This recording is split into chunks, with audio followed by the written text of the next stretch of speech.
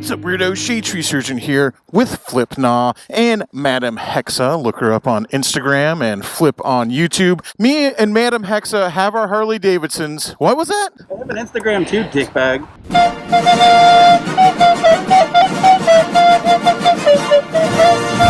Me and Madam Hexa have our Harleys. I've got the Road King, and she's got the Heritage Classic. Unfortunately, the Triumph Rocket 3 is still currently not running, but everyone's been going, why are you riding Harley Davidsons all the time? What is this all about? Give me a freaking break. So I said, you know what, Flip?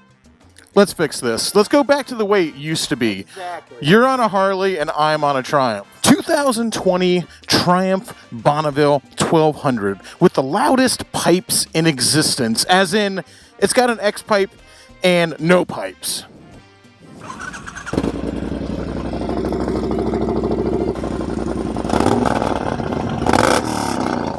Holy mackerel, that's obnoxious. Yikes. Yeah, these pipes, not exactly what I would call stealth. It just feels like a new day with new beginnings. I'm like a beautiful flower that's blossoming. Just so much potential. The air is electric with it. And it really feels good. I spent the last few days at work, which, as everybody knows, is kind of a weird thing. And even though my feet are hurting and my legs are screaming at me, my dogs are barking real bad in my shoes right now because I've been sitting on an ass for the past, 6 weeks like everybody else. Back at work, things are starting to open back up. I'm not going to talk about whether that's a good idea or not. I don't know. What I am going to do is just go out, spend a little money, and try to put some money in the pockets of servers and bartenders because that's what people have been doing to me, and I really appreciate it. Can we get a do-over on 2020? Come on, I want to call a mulligan on this one because right now, starting back up, things opening back up, and getting out there, I feel like there's so much potential to do stuff because I've just been hanging around for the past 6 weeks, not doing anything. And I feel like it's like the new year. I feel like I want to do something. I want to create. I want to go places. I want to have fun. I want to start over. We'll call it post-quarantine resolutions. Oh man, this Triumph is really nice, man. I love the old 865 Bonnevilles, but they're just really basic motorcycles, and this new 1200, and this is pretty much the base model. This is a nice bike. I'm not gonna lie though, I feel, it sounds weird to say, especially compared to the Road King, but I feel like the turn in on this bike is a little heavier than the Road King. Of course, that could just be low tire pressure. In the spirit of taking something old and making it new again, because everything feels new right about now, we're headed up to River's Edge. I'm not even sure if they're open. I didn't even call, but we're gonna go ahead and roll the dice on this one. You ready for the rematch?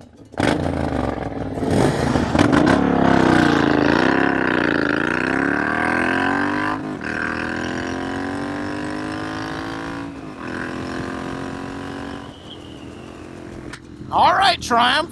This bike can definitely get out of its own way. I'm in front of Flip and Madam Hexa. We're on those big old Harleys, and I'm on this little Bonneville. I feel like a little baby duckling right now, all cute and fuzzy and adorable. And of course, speaking of Madam Hexa, you guys have seen Madam Hexa on the channel a few times. I know a few of you already follow her on Instagram. Be sure to check her out there.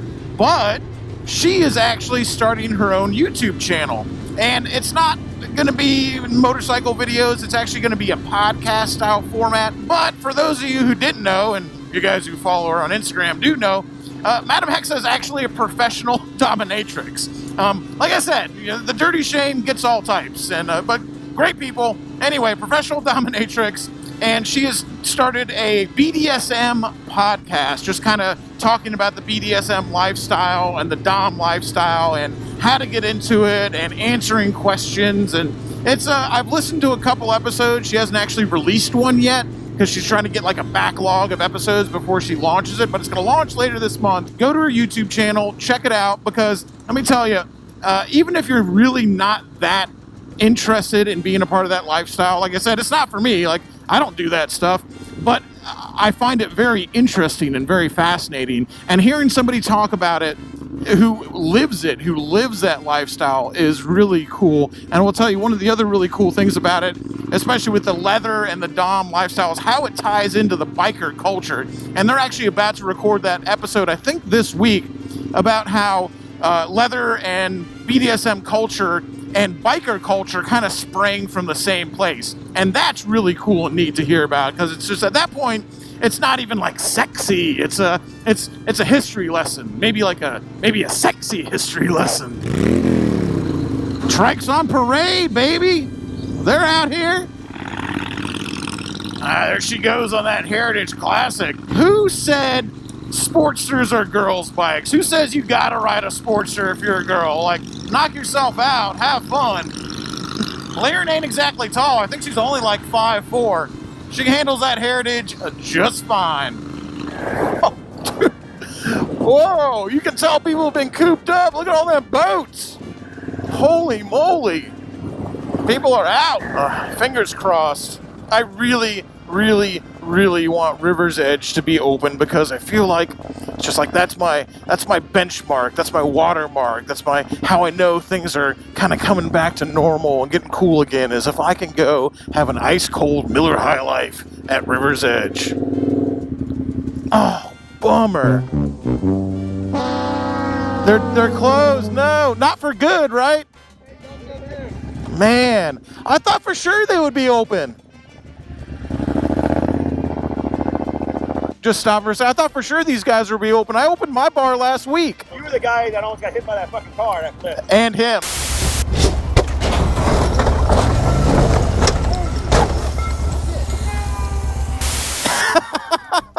You guys in the car and rolled over? Yeah. Oh, yeah. Dang, I was so hoping. I was like, this is how I know life is going back to normal. River's Edge is open. All right, beer shed it is. Hey, you guys ride safe, all right? Well, I guess things aren't quite back to normal yet. Oh, well. Okay, back to the bar that's protected by a trailer park. Good old beer shed, and let's hope they don't disappoint. Although, since it's way back in here, protected by this trailer park, I'd be willing to bet money that beer shed probably never really closed for the quarantine. But a better question is, are they open now? And there's that Rolls Royce that is inexplicably parked in front of a trailer. Oh, I see bikes. Howdy. They open? Oh, okay.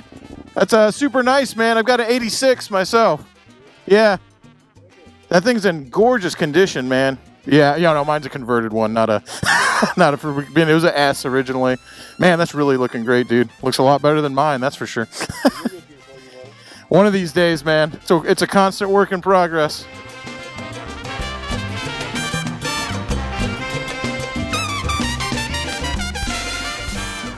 By hook or by crook, they're out on the water having a good time. It's literally a boogie board with a... That motor looks too big.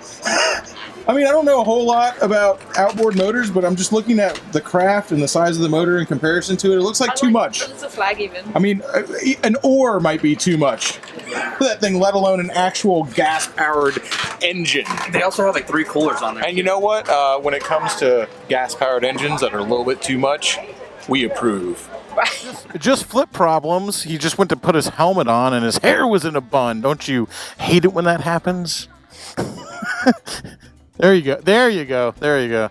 Good times at the beer shed. Thank you for being open. But Madam Hexa on her Heritage, I'm back on the Road King. Everyone gets so upset that I call it a Road Glide. I really don't care.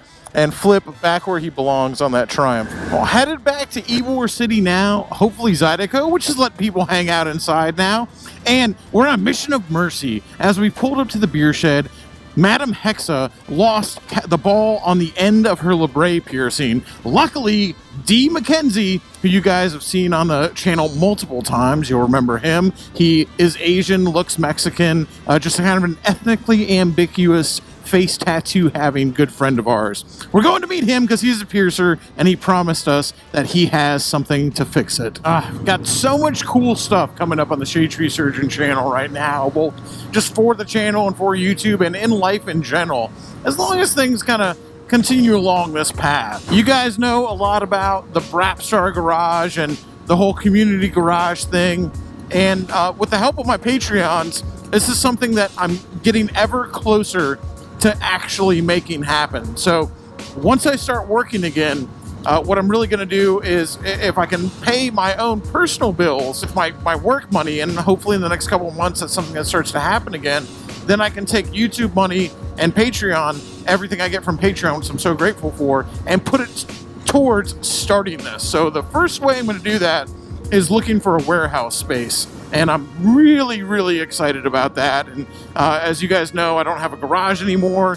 I've been doing everything at the Ride Factory, which has been great. I love it. And those guys have been so great to me and so amazing. But eventually I do have to get out of their hair and make my own space. After that, there's trips on the FXR. I got something really cool coming up with that. Maybe not as cool as I had planned, because the original plan was to ride it to Mexico City. And right now, with everything up in the air, I don't know when that's going to be able to happen. But I still want to take some awesome trips on it. I want to go up to Tennessee. I want to take the old crusty FXR to the Tail of the Dragon. There's a lot of cool trips and camping trips I want to do on the FXR. And just in the next few months, that's something that I'm going to be able to make happen once I can get my normal life back to some sense of normalcy.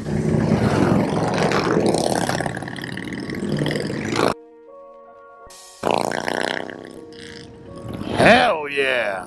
I've also got another cool thing that I'm thinking about.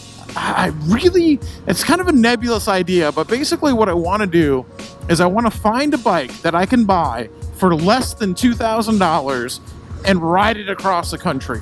Or at least try to ride it across the country. Do like the $2,000 Craigslist challenge of taking a motorcycle and trying to ride from Tampa to California and see if I can make it or not. Just to see, like, hey, can you buy a bike for a couple $1,000s? Because I feel like it's a pretty normal amount of very cheap money to buy a motorcycle for. That's something that almost anybody can afford. Not everybody, but almost anybody can afford a couple $1,000s for a motorcycle, and see, like, hey, I'm going to take that bike and ride it all the way, take a road trip across America. I don't know what kind of bike it's going to be. I don't know whether I'm going to camp, or I'm going to just try to do it really budget and just try to do it for almost nothing. I'm still not completely sure exactly what I'm going to do and how I'm going to do it, but I just really like the idea of doing that. What do you guys think? Then, of course, there's also building another chopper. I've got the XS650 chopper still, and I got some work I got to get to do to that to get it back to being roadworthy.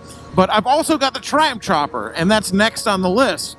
But I've got to get that warehouse/garage space before I can start working on it. Right now, all the parts to the Triumph chopper are sitting in a storage unit. I haven't forgotten about it. It's still going to happen. I just don't have the space to do it right now. But I'm working towards it. I'm not ignoring it. Everything I do, trust me, everything I do is working towards being able to do that. And on top of all of that stuff, there's Brapstar. You know the Brapstar Garage, obviously the community garage we talk about, but part of that is the Brapstar clothing line, which I'm very proud of and is doing very well, which is basically, I made that to try to help pay for the Brapstar Garage. Now, I haven't actually really turned much of a profit on selling t-shirts yet, but that's okay, because I'm doing it what I think is the right way. I don't want anybody to think I'm pointing them out, but you know, anyone can make an impact font of their name or their company name, put it on Teespring, and turn a profit. I'm not doing that. I'm trying to make awesome designs. I've got my Too Trash to Thrash design, which I think is really great. I've also got the Devil Rides Triumph design coming out soon, and a few other ones like the Kendine Wizard and stuff like that. And I'm not trying to just make like, hey, buy this shirt that has my name on it. That's not what I want to do. I'm trying to create a brand and create clothing and designs that people actually want to wear, not just because I asked you to, but because you actually like it. And I'm not trying to just put this on Teespring and throw it out there at the cheapest possible quality. Everything is hand printed. It's screen printed by hand by Lee Stewart. Everything is of the highest possible quality. I think my designs are the highest quality. My shirts are great quality. Some people don't like Gildan, but they're my favorite, so I use them. And the screen printing that gets done to them is of the highest quality. This is not some direct-to-garment bullcrap from China. This is stuff that's made by an artist's hands. And as you see so many people using Teespring, as you might imagine, at least in the beginning, the profit margins on something like that are either infinitesimally small or non-existent, or sometimes I even lose money. But I want to make a product that I actually believe in. I want every shirt, I want you to put it in my hand before I put it in a package and I send it to somebody so I can look at it, I can touch it, and I can say, you know what? I'm sending you something that I think is nice, that I say I would wear this, I think this is a good product, and I look at it, and I hold it, I put it in a bag, and if you bought a t-shirt, I put it in a bag, and I send it to you, and I said, I think that this is, you are spending your money right, this is worth the money you paid for it. And if I have to break even, or even lose a little bit of money for a while, and able to assure that I do that, I'm okay with that. Because I'm not trying to just have you guys buy garbage in order for me to make money. I'm not into it. And no offense to anybody who uses Teespring. The way I'm doing it is not for everybody, but that's the way I'm going to do it, okay? So let's take a little look back. What do we have? A BDSM lifestyle podcast, trips on the FXR, building a Triumph chopper, creating a community garage where everybody can come work on their own bike, buying a less than $2,000 bike and riding it across the country. I've got a full docket right now. There's a lot of stuff going on. It's all very exciting, and I mean all of it. If there's anything I want you to take away, it's that when I say I want to do something, I fucking mean it. And I've proven this on the channel before. I said I was going to build a chopper. I built it. I said I was going to race dirt bikes. I did it. By the way, I do want to get back into that. I just haven't had the time. But I feel like when I say I'm going to do something, I do it. I mean it. I'm so focused. I'm so ready to make all this stuff happen. And I'm so thankful that all of you guys are along for the ride and supporting me doing this. It just gives me those warm, fuzzy feelings down in my cockle region, or maybe even my subcockle region of my heart. You know, I had a few people complaining about the prices of the t-shirts. I think I charge a fair price for them for the work that goes into them and the quality of the product you receive.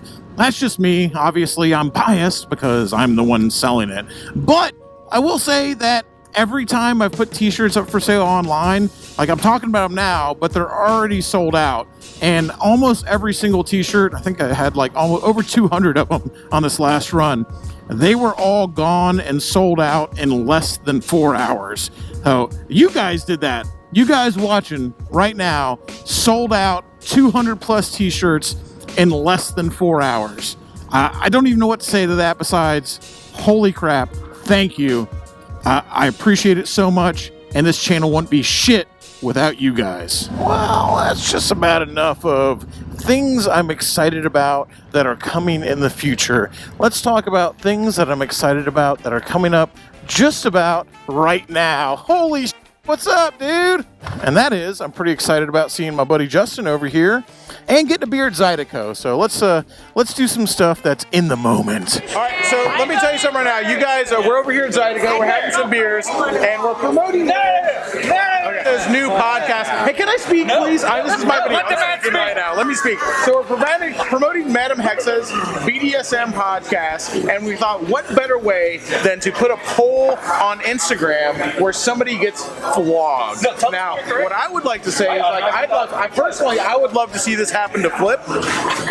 Not Justin. Where we go?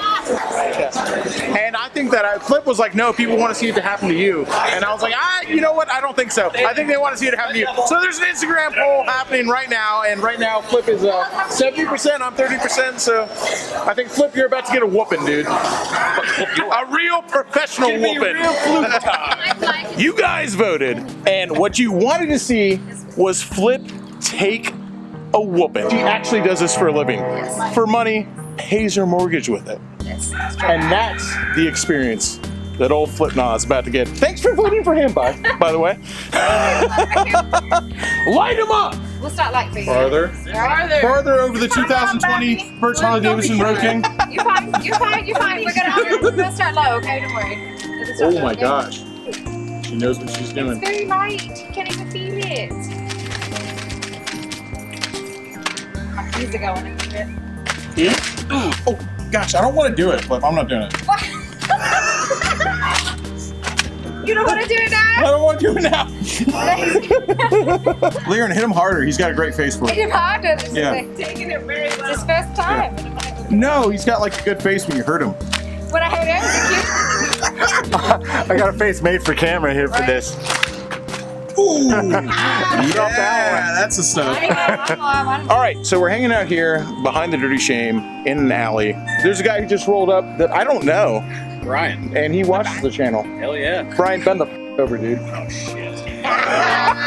Welcome to the Shade Tree Surgeon channel. I'm not making this up. I've literally never met this guy. Deep breath and inhale and exhale from inhale, exhale, relax. Here it comes, bud. Man, that was all right. Hey, yeah. Let's do the fans play.